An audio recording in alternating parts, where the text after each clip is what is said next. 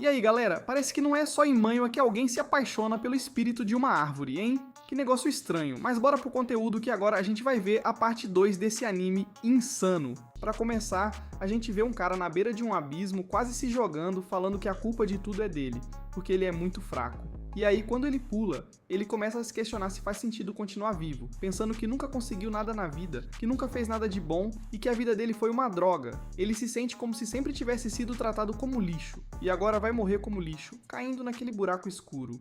Voltando um pouco no tempo, a gente acompanha esse mesmo cara, que agora observa um guerreiro chamado Zoid, lutando contra uns monstros com uma maga. Depois de acertar um dos bichos, mas sem conseguir derrotar, ele pede ajuda pra Dioline, a maga, que manda uma bola de fogo que, com uma explosão zona toda estilosa, acaba com o monstro. Os dois começam a se gabar de quem fez o quê, até que se lembram do outro membro do grupo que estavam com eles, que o chamam de catador de lixo, mandando ele fazer o trabalho dele. O cara que tá carregando um monte de coisa vai até o monstro, mas no meio do caminho ele fala que o nome dele não é catador de lixo, é Ain. E pra piorar, ele tropeça, o que deixa todo mundo mais irritado ainda. A Jolyne então pede pro Zoid pegar leve com ele, falando que ele não é de uma classe alta como eles. O Ain concorda, explicando que ele é um avaliador de classe baixa comum. Ele explica como funcionam as coisas naquele mundo. Quando a pessoa nasce, a deusa da luz dá uma ocupação para ela e a deusa das trevas dá as habilidades. Se a pessoa treinar essas habilidades, ela pode conseguir um monte de outras coisas. Mas as ocupações passam de pai para filho e não dá para mudar. As ocupações se dividem em 3 níveis: rara, alta comum e baixa comum. As classes mais raras são tipo os caras mais ricos, comerciantes poderosos e estrategistas militares. No segundo nível, a classe alta comum, estão pessoas como o Zoid e a Jolyne, que são espadachins, magos e outros guerreiros. E por último, a baixa comum, que são pessoas como camponeses e avaliadores, que não são bons de briga. O Ain conta que como perdeu os pais muito cedo, não pôde continuar o negócio da família e acabou virando aventureiro para tentar ficar rico, que sempre foi o sonho dele, só que ele acabou aceitando esse trabalho meia boca. Ele usa a habilidade dele de avaliar no monstro e vê que é um rato fraquinho de rank F, mas que os dentes dele de rank D podem ser úteis. Só que ele não consegue abrir a boca do bicho porque ele já tá morto e já entrou em processo de rigor mortis, que nada mais é do que o processo de endurecimento dos músculos que ocorre após o indivíduo ir de base. Então ele pede ajuda pros outros. O Zoid pergunta por que ele tocaria no rato, falando que esse é o trabalho de Ain, o trabalho digno de um catador de lixo. E ainda joga uma pedra nele. O Ain olha pra ele com uma cara de poucos amigos e o Zoid não gosta nada disso e joga o cara longe com um golpe só. A Jolyne joga na cara dele tudo o que eles fazem por ele, dizendo que poucos grupos aceitam levar avaliadores para masmorras, já que são inúteis em combates. E o Ain pede desculpa e volta pro monstro, abrindo a boca dele e metendo a mão naquela meleca. O Ain pensa que a vida é injusta mesmo, enquanto o Zoid zoa ele, falando que é só levar o bicho pra guilda que eles avaliam com uma pedra mágica. O Ain se sente um verdadeiro catador de lixo, e o Zoid ainda fala que só deixou ele entrar no grupo pra não ter que sujar a bolsa mágica dele, mandando ele agradecer por isso. O Ain então aceita o seu suposto papel, ou o que for, só pra sobreviver naquele mundo. Logo em seguida, eles acham um monstro morto que não devia estar ali, um cão do inferno. O Ain acha estranho, mas o Zoid manda ele calar a boca e fazer o que mandam, chutando ele pra perto do bicho. Os dois ficam felizes, porque os materiais do cão do inferno dão uma boa grana e já até planejam o que vão fazer com o dinheiro. O Ain, frustrado, faz o trabalho dele mesmo sem querer, usando a habilidade dele para ver que o loot do bicho é de rank B. Eles continuam andando e acham mais corpos, e o Ain fala de novo que aquilo é muito estranho, porque não deviam ter 2 caminhos ali de acordo com o mapa da guilda. Ele sugere que eles voltem, mas o Zoid ignora e fala que se o Ain quiser, pode ficar para trás, mas sem a mochila e sem o dinheiro. O Ain, sem opção, pede desculpas e continua com os dois idiotas. Mais pra frente, eles dão de cara com um monte de corpos mortos, e os dois ficam super animados. O Ain acha tudo muito suspeito e pergunta quem teria matado todos aqueles monstros e se foram aventureiros como eles, por que não pegaram as recompensas. O Zoid manda ele calar a boca de novo, e Ain o manda ele olhar pra trás. De repente, um monte de olhos aparece na escuridão, mostrando que tem um monte de cães ali, que aparentemente tinham comido os monstros anteriores. Os 3 entram em pânico. O Zoid, com um sorriso cínico, manda a Jolyne usar magia de paralisia no Ain, que não entende nada e é paralisado por um raio. O Zoid então joga o Ain pros monstros, falando que a janta chegou, e foge com a Jolyne.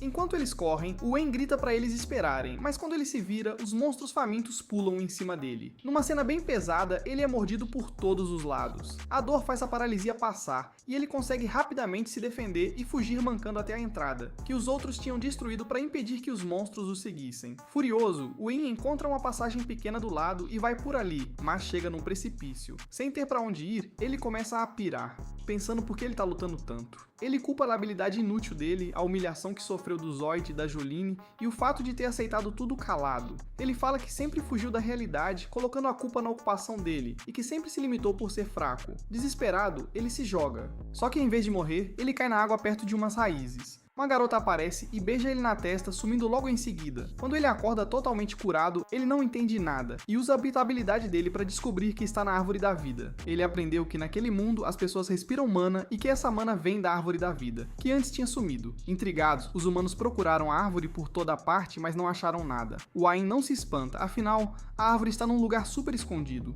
Ele toca na árvore, agradecendo por ter salvado ele.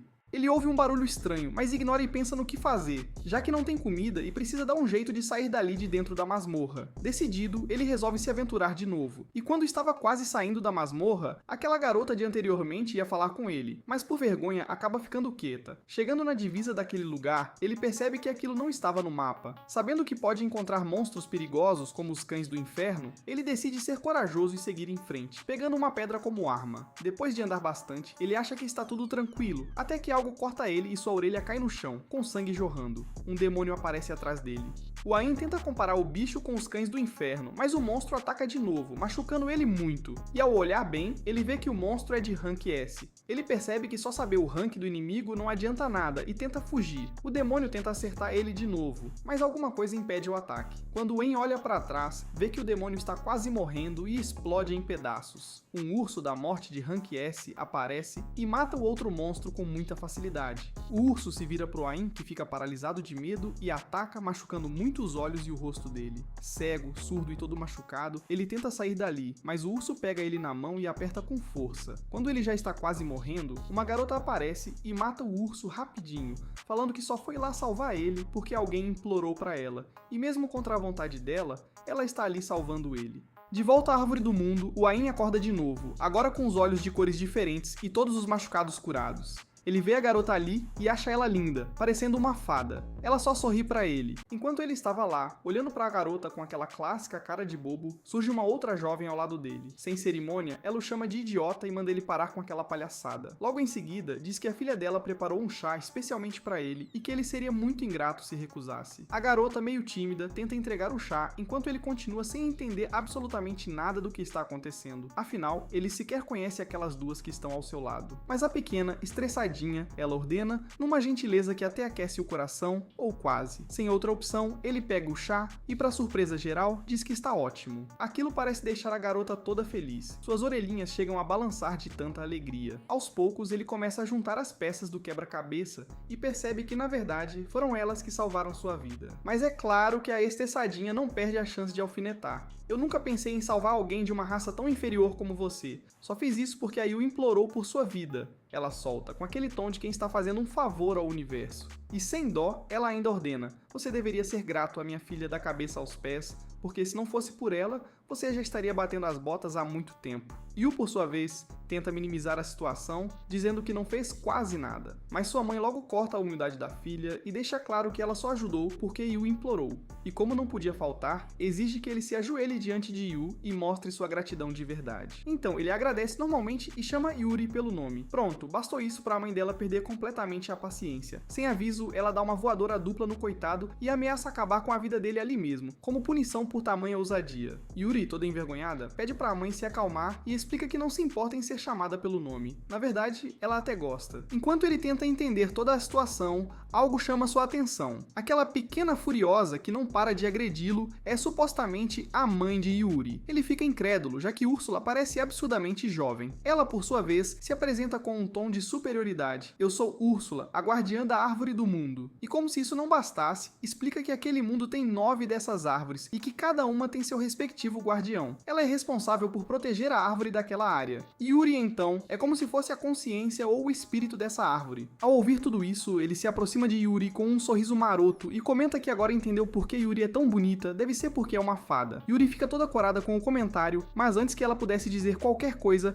Úrsula intervém. Ela mete outra pancada no garoto e diz: para de olhar pra minha filha com esses olhos de cobiça, seus olhos não foram feitos pra isso. É aí aí que ele lembra que, de fato, seus olhos tinham sido rasgados pelo Urso da Morte. Então, questiona Úrsula sobre o que aconteceu com eles. Úrsula explica que usou as gotas da Árvore do Mundo para curar seu corpo, mas os olhos dele não puderam ser restaurados. Por isso, ela criou olhos artificiais para ele, utilizando um pedaço da própria árvore. Ele, intrigado, pergunta por que Yuri quis salvá-lo. Úrsula responde que foi pelo simples fato de ele ter mostrado gratidão da última vez que ela o ajudou. Ao contrário de outros humanos que só pensam em arrancar galhos e folhas das árvores do mundo, ele foi grato e respeitoso. Isso fez Yuri se sentir feliz e o considerou diferente. Após a conversa, Úrsula deixa claro que agora que ele está curado, é hora de sumir dali. Mas Yuri não concorda. Ela argumenta que não podem simplesmente deixá-lo partir sozinho, porque há muitos monstros perigosos lá fora que poderiam matá-lo. Apesar disso, Úrsula explica que não pode acompanhá-lo, já que seu juramento como guardiã a impede de se afastar muito da árvore. E para piorar, a magia de teleporte também não funciona naquela região. Vendo o desespero de Yuri e a situação complicada, Úrsula propõe outra solução: treinar o garoto para que ele possa se defender sozinho. Ela deixa claro que ele não terá moleza, já que estará treinando com a sábia mais poderosa de todas. Ele aceita o desafio e os dois seguem para a masmorra próxima. Chegando lá, a escuridão é tão densa que ele não consegue enxergar absolutamente nada. Úrsula então o orienta a focar na visão. Ela explica que, como seus olhos foram feitos com um pedaço da Árvore do Mundo, ele é capaz de enxergar mesmo no completo breu. Ele se concentra e começa a sentir um calor nos olhos. Aos poucos, sua visão retorna, e ele consegue ver tudo ao seu redor. Porém, para sua surpresa, o primeiro monstro que ele encontra que, da última vez, arrancou sua orelha. A criatura começa a se mover em uma velocidade impressionante, deixando claro que esse confronto não seria nada fácil. Úrsula, como sempre, não perde a chance de dar uma instrução no meio da tensão. Você precisa desviar dos ataques dessa coisa, ou vai acabar morto novamente. Ele, já questionando sua própria capacidade, se pergunta se é realmente possível acompanhar uma criatura tão rápida. É então que Úrsula o lembra de algo importante. Ele possui a habilidade de avaliação, mas reforça que essa habilidade só serve para coletar informações sobre o inimigo. Com um olhar meio impaciente, ela complementa: avaliar com o olho espiritual é algo completamente diferente de usar olhos humanos comuns, então use isso direito. Com essa dica, ele finalmente consegue começar a entender os movimentos do monstro, mas, como enrola demais para reagir, a criatura não perde tempo e arranca a orelha dele mais uma vez. Por sorte, Úrsula o cura rapidamente, como se estivesse acostumada com essa bagunça. Depois de mais algumas tentativas frustradas,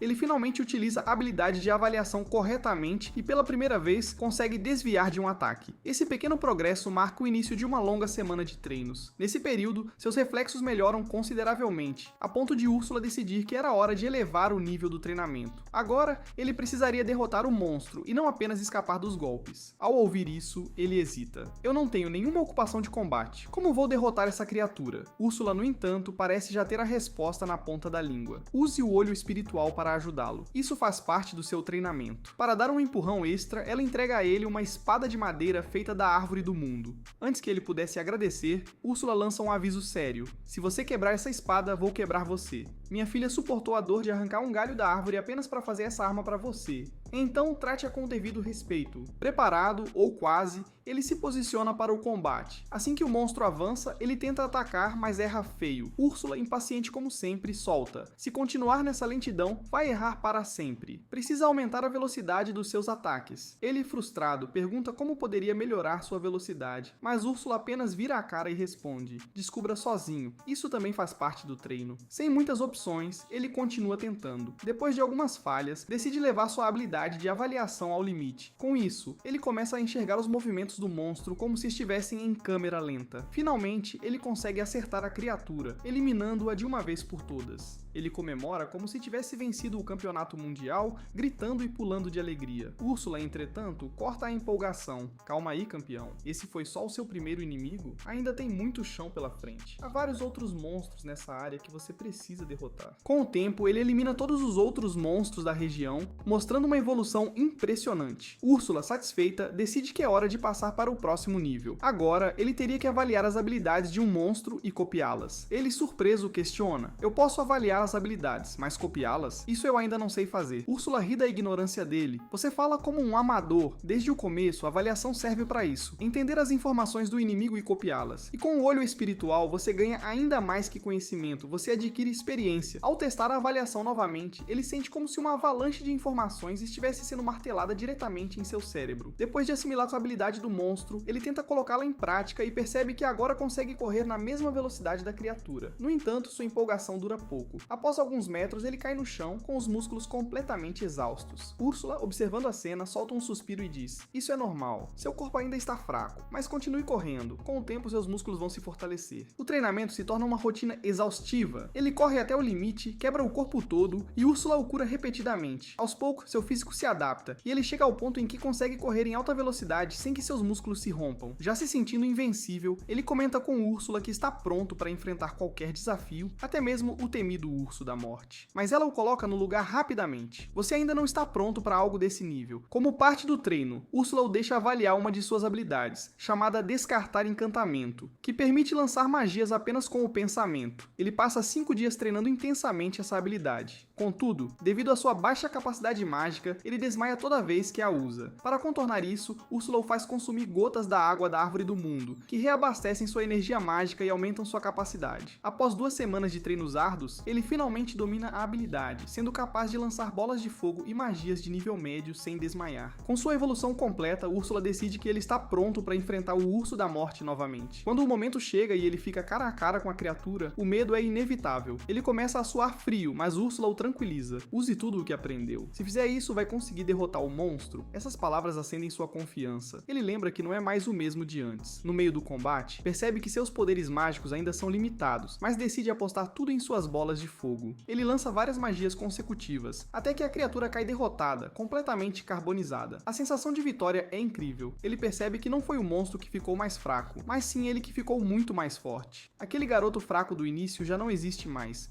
A jornada do Ayn tá só começando e pelo jeito ele tá ficando cada vez mais insano. Então já deixa o like, se inscreve no canal e fica ligado que eu trago a continuação pra vocês. Até a próxima!